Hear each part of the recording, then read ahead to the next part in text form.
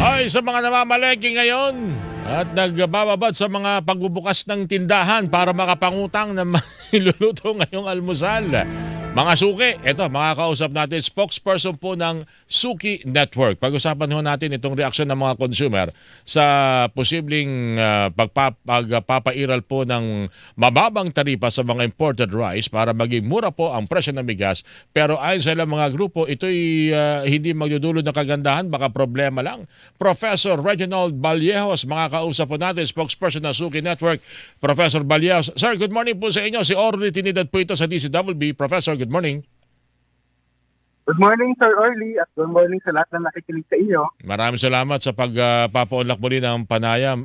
Sa panig ng mga consumer, hindi ba magandang balita para sa inyo itong planong pagbaba ng taripa sa imported rice para magkaroon ng mas murang bigas?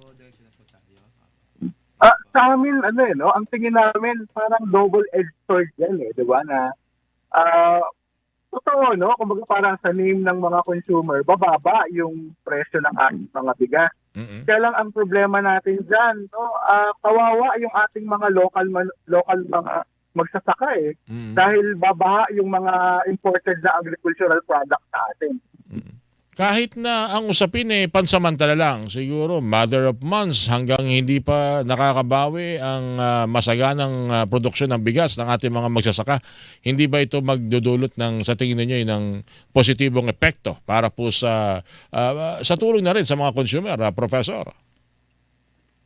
Sa amin naman po mga consumer, welcome po talaga yung mga pagbabawas ng presyo ng mga, lalo na sa bigas, kasi mabigat po talaga sa ating mga consumer yung mga bigas. Pero sabi nga po, kung talagang pansamantala, di wala po tayo magagawa. Tayo naman po mga consumer, lagi naman po tayo yung naghihigpit ng ating mga sinturon pagka mga presyo ng mga bilihin. Pero sana po maging long-term yung solusyon ng ating pamahalaan at maging sustainable, hindi po talaga sa tingin namin.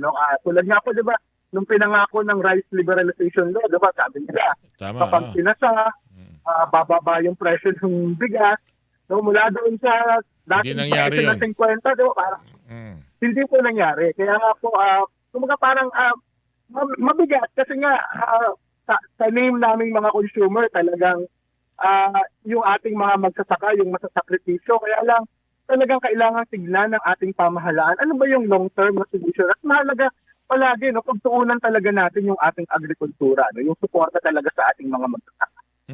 Okay, itong reaksyon kasi natatanggap natin, siguro kung pag-uusapan pagbabawas ng buwis, dapat nga raw mas taasan pa ang buwis doon sa mga produkto na kakompetensya ng ating mga local producer. Tulad na lamang ng karne ng baboy, yung meat, imported the meat, na ilang buwan na o ilang taon na nakalulusot dahil sinasama lagi ito doon sa mga, kung hindi man wala ay mababang buwis tulad ng soya, ng yung mga produkto na coal, yung mga produkto na wala dito sa atin at kinakailangan talaga nating iangkat. Umaangkas pala dyan ng karne. Hindi ko malaman kung gaano kalakas yung mga importer ng karne na pati sila ay mababang buwis pero ang presyo nila sa merkado humahataw, nakikipagkompetensya pa sa mga local producer, Professor Vallejos. Ano tingin niyo doon, Professor Vallejos? Yes po, yan po yung yun po yung kinakatakot natin, na sabi nga po, 'di ba, parang malaki sana yung tulong, kasi nga kaya nga tayo nagbubuwis, para at least maprotektahan yung ating mga lokal na mga magsasaka, lokal na mga producer. Kaya lang ang malungkot diyan, kapag may mga ganyang pagkakataon na ginagamit ng mga importers, itong mga ganitong kalagayan para sa halip na sana bawasan yung presyo ng mga produkto, lalo pang tinataasan. So ito po yung dapat na binabantayan din ng ating pamahalaan. Hindi sana magamit ng mga importer na ito na mas pahirapan pa yung mga consumer.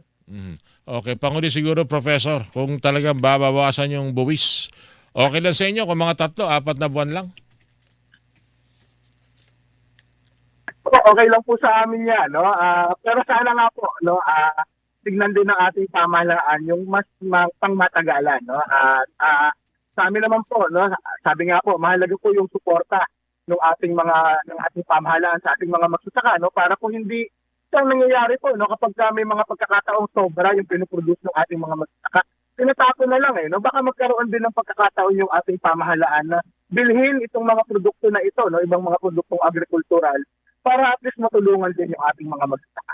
Alright. Professor Reginald Vallejo, sir, maraming salamat sa pagpapaunlak po at pagsagot sa mga katanungan para na rin po sa mga consumer sa Suki Network. Professor, thank you po sa inyo at mabuhay po kayo. Maraming salamat po, Sir Early, at sa lahat ng inyong mga tagakinig. Mabuhay po kayo. Kayo din po si Professor Reginald Vallejos, mga kapuso, spokesperson ng Suki Network, ang inyo po napakinggan. Buena